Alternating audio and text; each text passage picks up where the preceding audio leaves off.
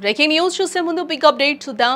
హైదరాబాద్ మొత్తంలో ఉన్న best properties అన్నింటినీ ఒకే వేదికపైకి తీసుకొస్తోంది సుమన్ టీవీ. అక్టోబర్ 18, 19వ తేదీన హెచ్ఏసీసీ నోవాటలో జరిగే సుమన్ టీవీ ప్రాపర్టీ ఎక్స్పోలో best flats, villas, open plots, Deepavali offers and discounts తో అందుబాటులో ఉంటాయి. మీరు విజిట్ చేసి ప్రతి గంటకి ఒక గోల్డ్ కాయిన్ గెలుచుకునే ఛాన్స్ కూడా ఉంది.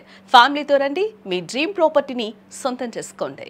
పెళ్లికి ముందు వారిద్దరూ ప్రేమికులు, కానీ పెళ్లి చేసుకోలేకపోయారు. ఇద్దరు వేర్వేరు వ్యక్తులను వివాహమాడి పిల్లలను కన్నారు.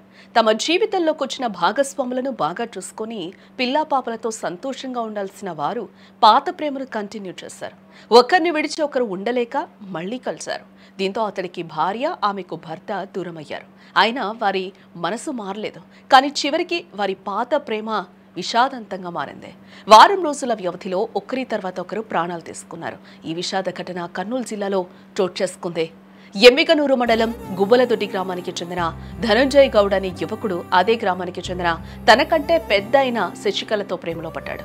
అయితే పెద్దలు అంగీకరించకపోవడంతో ఇద్దరు వేరే వారితో పెళ్లిళ్లు చేసుకుని జీవనం కొనసాగించారు. అయితే పెళ్లైన తర్వాత కూడా వారి మధ్య వివాహితర బంధం కొనసాగడం, ఇద్దరు గ్రామాన్ని వదిలి కొద్ది రోజులు వెళ్లిపోవడంతో ధనంజయ్ గౌడ్ భార్య భర్తతో గొడవపడి పుట్టింటికి వెళ్లిపోయింది.